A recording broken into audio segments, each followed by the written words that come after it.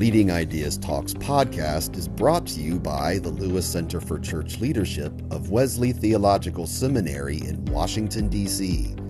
Subscribe free to our weekly e-newsletter, Leading Ideas, at churchleadership.com/leadingideas. Learn strategies to identify and support new leaders and build and maintain effective ministry teams. The More Church Leaders, Stronger Church Leaders video toolkit helps clergy and lay leaders discover a more fruitful way of being in ministry together. Learn more and watch video previews at churchleadership.com/shop. And remember, to stay up to date with the latest church leadership strategies and information, please like and subscribe to this channel and click the bell icon to get updates for new videos. In this episode, Michael Lamb introduces The Arts of Leading, a book exploring how the humanities offer essential insights into leadership. He argues that leadership is a liberal art, and he highlights lessons from unsung leaders, the performing arts, and biblical figures like Moses. Welcome to Leading Ideas Talks, a podcast featuring thought leaders and innovative practitioners. I am Jessica Anschutz, the Interim Director of the Lewis Center for Church Leadership, and I am your host for this Leading Ideas Talk. Joining me is my friend Michael Lamb, the F.M. Kirby Foundation Chair of Leadership and Character, and Executive Director of the Program for Leadership and Character, and the Associate Professor of Interdisciplinary Humanities at Wake Forest University. He is also the co-editor of The Arts of Leading, Perspectives from the Humanities and Liberal Arts. Thank you, Michael, for taking time with me today to talk about leadership. Thank you, Jessica. I'm very grateful to be here. Michael, as we start off our conversation, I want to invite you to introduce your book, The Arts of Leading, Perspectives from the Humanities and Liberal Arts, to our listeners. Great. Well, thanks, Jessica. This is really a book that tries to explore what we can learn about leadership from the arts and humanities. So if you go to a bookstore and look at the shelves for leadership, you'll often see books from business or from social science, but not books from literature or history or religion. And so what we argue in this book is that those disciplines are really important for understanding leadership as a human phenomenon, not just as a management practice. And so our real aim is to help readers and others think about leadership in its full complexity, which is often very relational and collaborative and quite complex, and to show the ways in which history, philosophy, religion, classics, music, theater might uncover new ways of approaching leadership in ways that really help us expand our imaginations and therefore be more attuned to the ways in which leaders enact their own practices in the world in meaningful and effective ways. Thank you, Michael. I really appreciate the central claim of your book that leadership is a liberal art. What do you mean by this?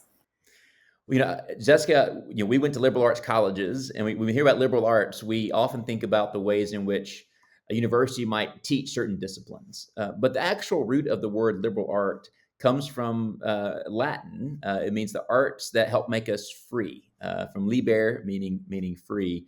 And so the liberal arts, those disciplines are arts in ancient Greece and Rome that help their practitioners become free thinkers, to be virtuous citizens and good friends. And so we think that liberal arts is an important context for leadership, and that leadership itself, when understood properly, is a liberal art. It's an art that helps us become free, both individually, but also as a community. And so how do we think about leadership in that context is really the aim of the book, is to really see leadership as a set of arts that can help us enact and pursue freedom, but also requires the liberal arts, those disciplines that help make us free, to do that in ways that are humane and virtuous. And so we think that reclaiming that view is very important, in part because so much of the work on leadership is done in a business or management context.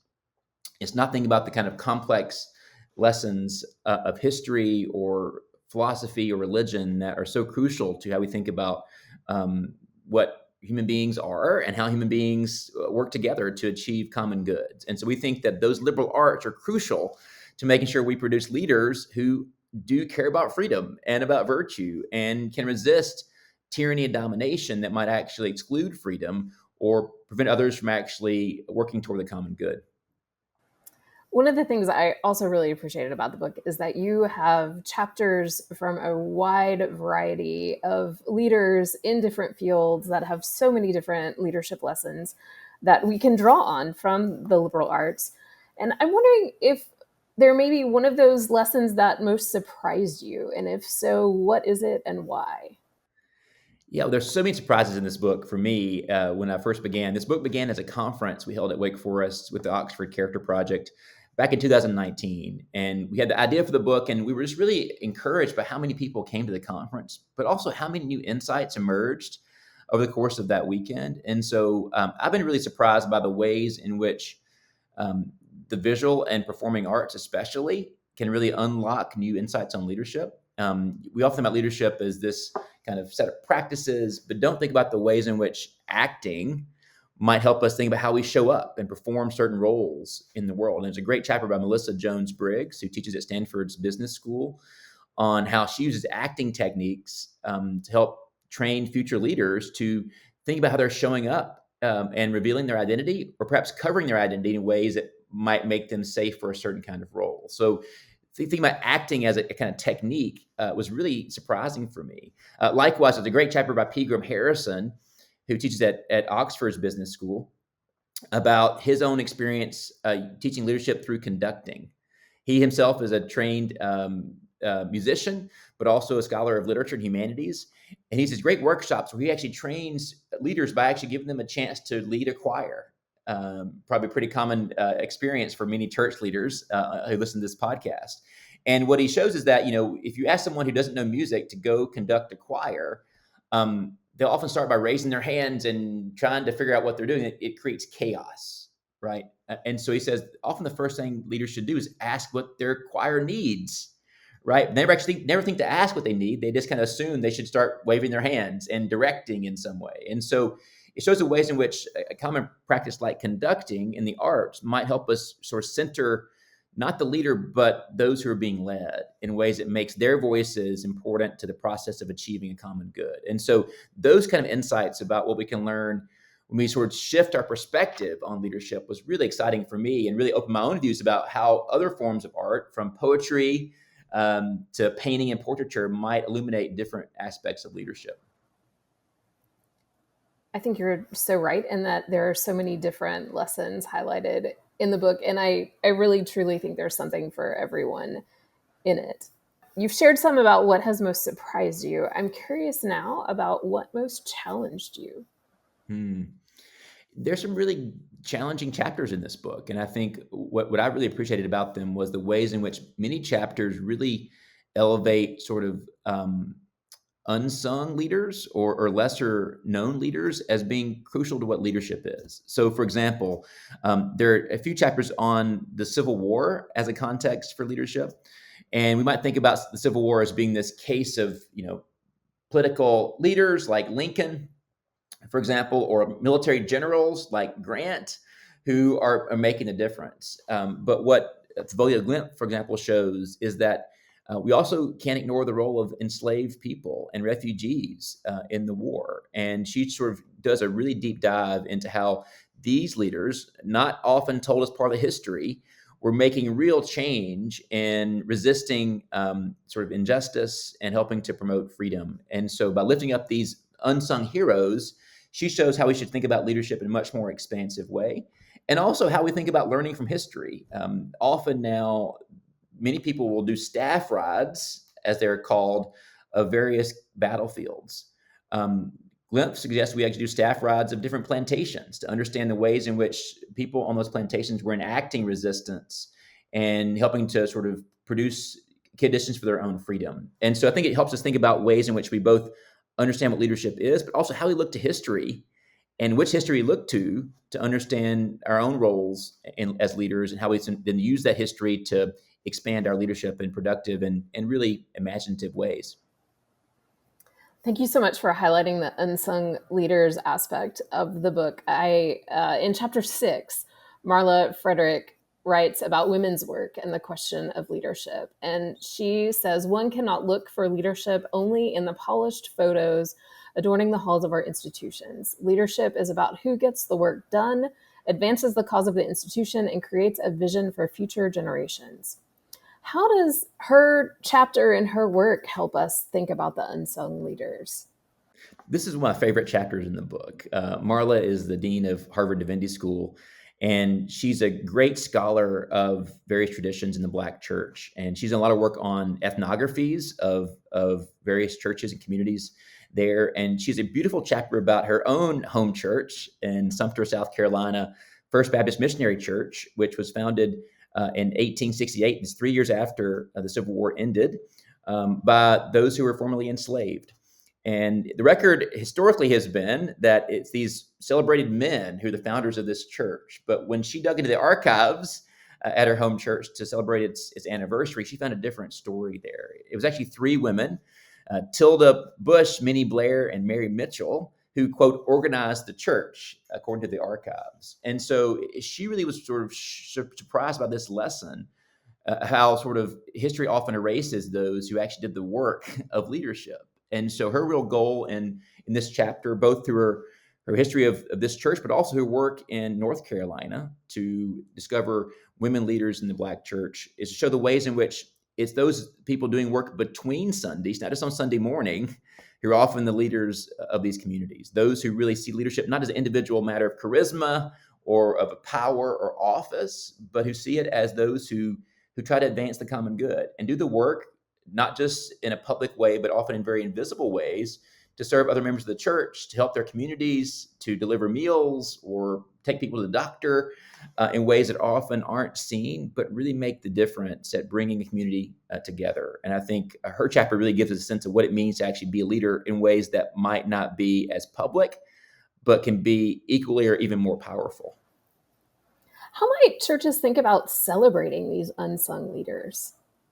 Well, that's a great question. I think what Marla does in this chapter is really tell their story. And I think there are more occasions for us in our churches and communities to think about how we tell the story of these leaders, by perhaps sort of giving them accounts to honor their work in sermons that we preach, or in awards that we might give for those in the church who might be the critical leaders that often aren't celebrated by holding an office.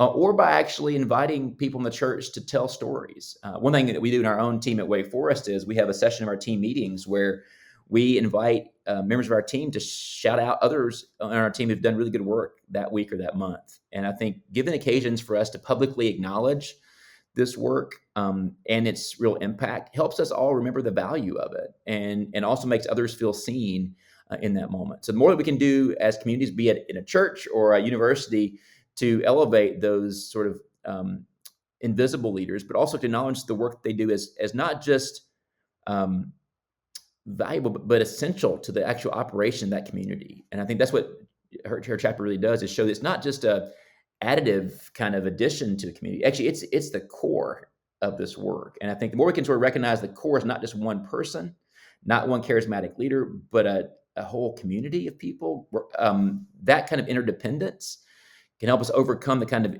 individuality that often attaches to the idea of leadership. Those themes of community and relationship really are pulled through the book. I want to change our direction a little bit and look at chapter 4, which is about Mosaic leadership. What are some of the leadership lessons highlighted there?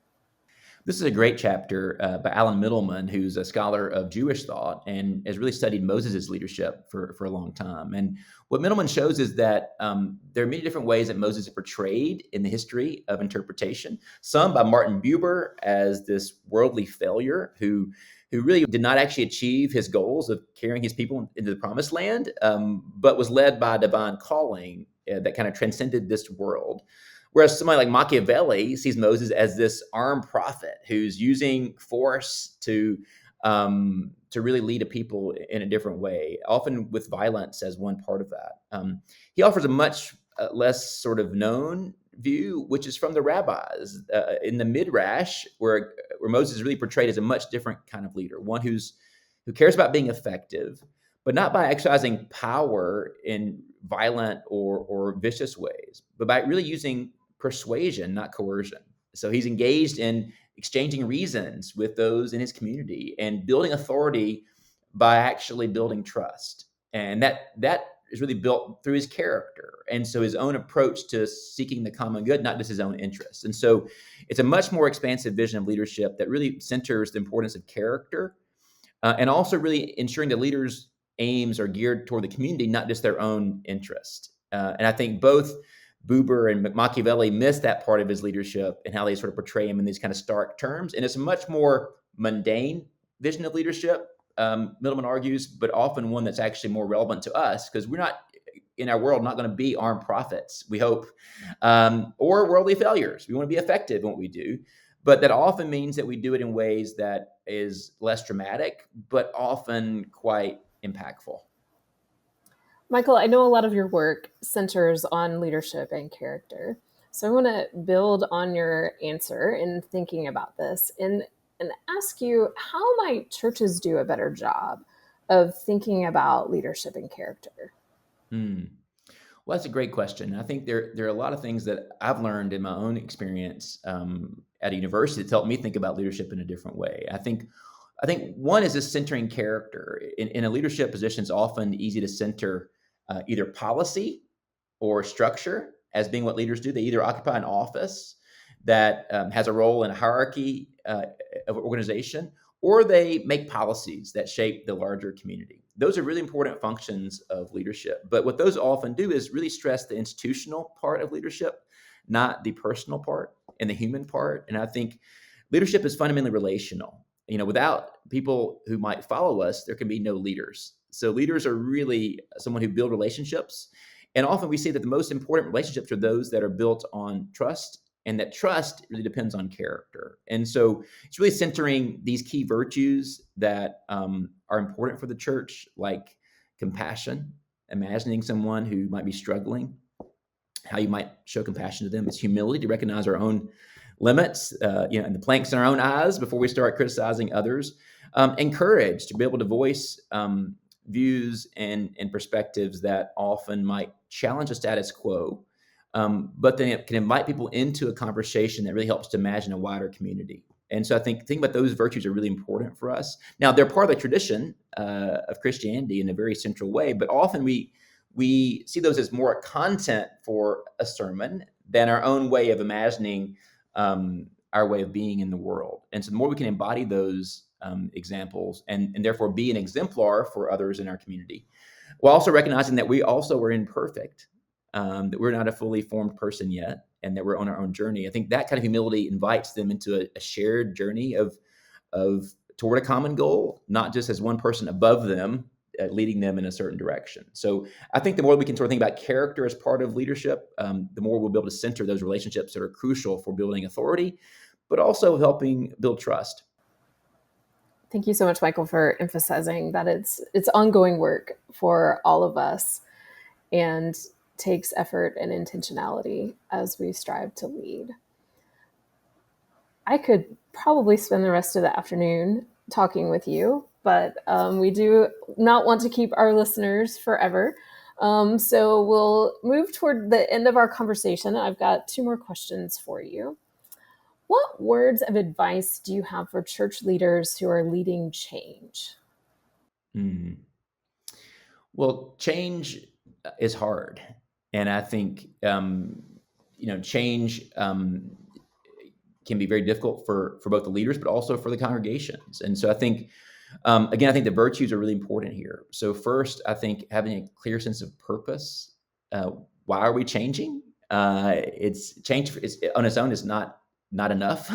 We need to kind of know why we're changing. Is it to create a more loving or just community? Is it to help to be more inclusive? Is it to be more expansive in our vision? And so being very clear about our purpose, our why, and making sure we articulate that in ways that people understand it is really important for us. Second, having humility and recognizing that, as Pegram Harrison said, it's not just the conductor who's actually leading. Actually, it's the people in the choir too who need to kind of give us their voices. So having humility to listen and to invite perspectives and input, because the more that you actually are inviting people into the conversation and empowering them to lead with you, I think the more effective that it will actually be.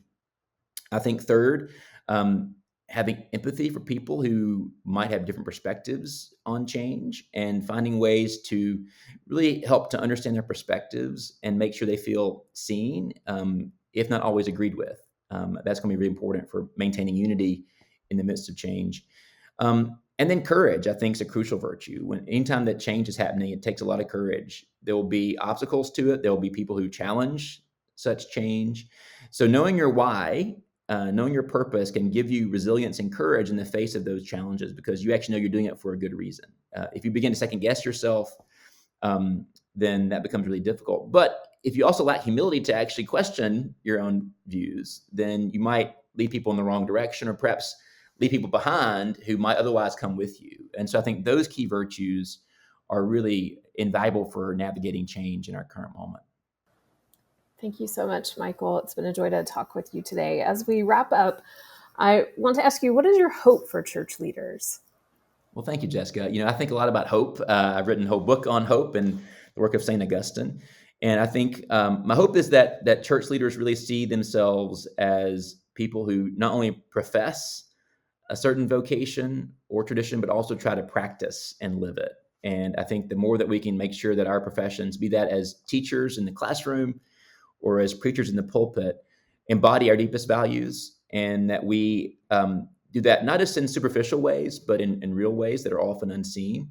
And that we invite others in our lives to hold us accountable to that.